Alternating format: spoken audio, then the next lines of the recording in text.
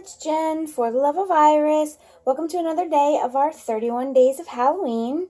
Today's project is this card. We are going to use one stamp set, the Owl Punch, a layering circles die, and my favorite die set I can't get away from right now, the Boo to You framelits. This time we're going to use the Boo. In the last video we used the hat. We've used the Boo before, but we're going to use the Boo again. And to save time, I've already cut some of the pieces out. The layering framelit circles, I have them numbered, as this is how I store them on my 4. We are using the biggest plain circle, and to me that's what I call number 8, because I guess I count them from the smallest, so 1, 2, 3, 4, and so on.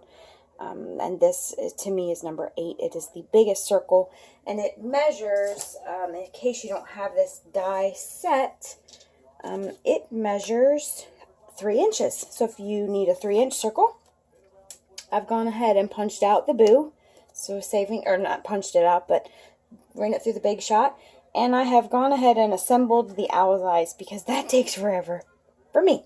So what we are going to do is take the Owl Punch, and I'm going to set this aside.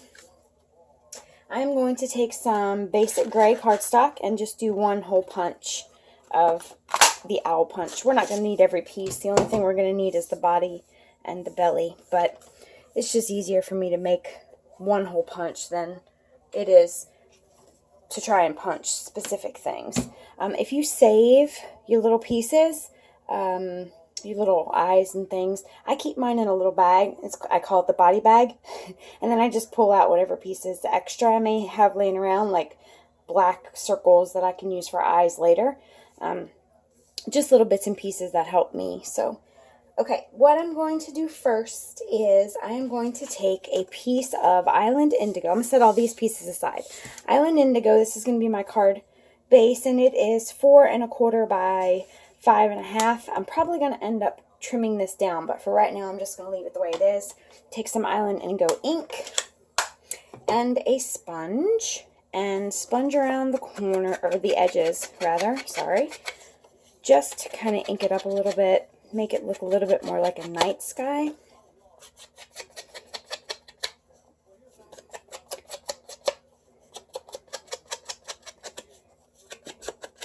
Okay. And it can be messy because we're going to stamp on it anyway. We just kind of want to give it a little bit of color. Alright, set this aside. And then I'm going to work on my circle. And when I do sponging on a circle, I take just a plain piece of white cardstock that I have laminated, because I don't have a craft mat. I want something silky smooth, because the ink seems to transfer better for me when it can glide on something. So this is just an inexpensive way to make yourself a little mat, or even a palette when I'm watercoloring. I'll throw my re-inker or marker and I'll color on here, and this will be my palette. That way I can see it too, because a lot of times if you use a craft mat by certain companies, they're colored, and when you put your ink down you can't tell, is that blue or is that green? And then this way, if you have say for an example, you have a craft spot, and you do like this and you mash some ink on there, you can see clearly what color that is.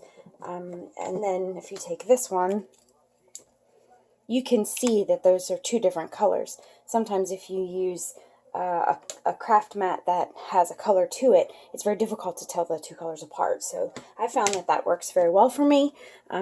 Just a little tip. Let me get that color off before I get it on my, you know what, I'm just going to flip it over. Okay. So this is crushed curry cardstock, by the way. I didn't tell you that, but that's what it is. Crushed curry. And then I'm going to take crushed curry ink, and I'm going to ink up my sponge. And when I ink my circle, I start off and see how it kind of lays the color down, and then I kind of move on to the circle, just to kind of start it so I don't leave any lines on the paper from my sponge. And now what I just want to do right now is get somewhat of a color around the outside, and then I'm going to go in a lot heavier on one of the sides to make more of a shadow. It's going to be almost an orangey brown color, and that is the look that I'm going for. I am going to blend it all the way around. I don't want it to be just on the one side, you know, super heavy, but I definitely do want it to be a lot stronger on this side. Okay. And that's pretty good. That's about the effect I'm going for. And that's going to be my moon. There's two different ways that I clean this off. I have just a wet rag that I can wipe it off, or you can use your Stampin' Mist and spray that on there, and then take a dry towel or a paper towel and wipe that off. Okay, so let's set this aside. Now what we're going to do is we're going to position our moon right where we want it, and we're going to go ahead and adhere it down with some snail. Okay, and I want the shade to be over here where the trees are going to be. I'm using one stamp. I'm using the Lovely as a Tree set. This stamp for me is so old. It was on wood before we could even get cling stamps. So I unmounted mine from wood look, and turned it into a cling stamp. I think I bought this stamp set in 2007 or 6, something like that. So that tells you how good of a quality these are. It's still holding up just fine. So what I'm going to do is I'm going to take this one stamp, just this one tree here, and I'm only going to, I don't want the trunk obviously, I just want the tree itself, and I'm going to stamp the tree so that the branches are what the owl is going to sit on. So I'm going to take my Island Indigo, and I'm going to first and foremost position this on the branch that I want my owl to sit on. So pick somewhere down close to the bottom and just stamp your tree. Okay, so that's going to be where my owl's going to sit.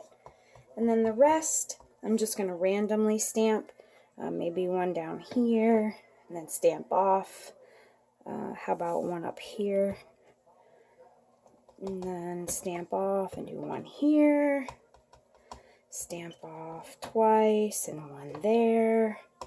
And basically I'm just kind of building a little forest for my owl to live. I think that looks quite nice actually. I'm going to leave it there. Less is more. I have a tendency to kind of go crazy. Oh, let me leave my Island Indigo. One other thing I wanted to do was I'm going to go ahead and build my owl now. And when I built my owl the first time, I didn't quite like the gray on the gray, but I didn't like the Island Indigo on the gray. So I took the gray and I added just a little bit of Island Indigo kind of around him here. And it was just enough for me.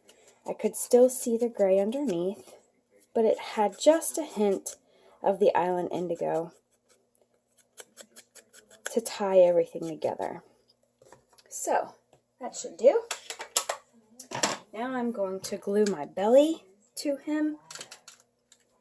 Just a bit of snail will be fine. And see, that still is the same color family to me. It's still the same color almost, but it's almost shaded. Let's see if I can bring that up so you can see.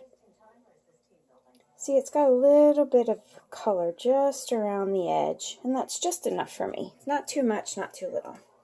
And then I'm going to take the fine tip glue pen and put just a little bit of glue right here where his eyes will be. And again, I've already built his eyes. They are basic black, crushed curry, and basic black. And I wanted the eye pupil to be right in the center because I want him to be a wide-eyed hoot owl. He's sweet. Okay. And then I'll flip him over and I will snail him down to my moon. Here. Whoops. A little snail came over like that. Alright. Beautiful. And then I will take my fine tip glue pen again. Let me get my mat here, and I'm just going to add a bit of adhesive or glue, whatever. If you have Tombow, that'll work too, or any other glue you want to use. Snail would probably work too, but I just like the tip of the fine tip glue. I have I have better luck with it. Alright, and then I'm going to flip this over and I'm going to stick it down here. Now when I first did this, I thought, I don't particularly care for the difference in color of the word and the moon, even though they're the same kind of cardstock. But I didn't want to ink this. And I thought, well, I don't want to ink it, so let's wink it. I'm going to wink of Stella, this boo, and that little bit of glitter is going to change the color just ever so slightly so that it matches enough that my OCD will allow it to stay. And it adds some glitter. Who doesn't love glitter? Especially Halloween cards. So, this is my card base. Or not my card base, but my card front, rather. And now, my boo matches my moon.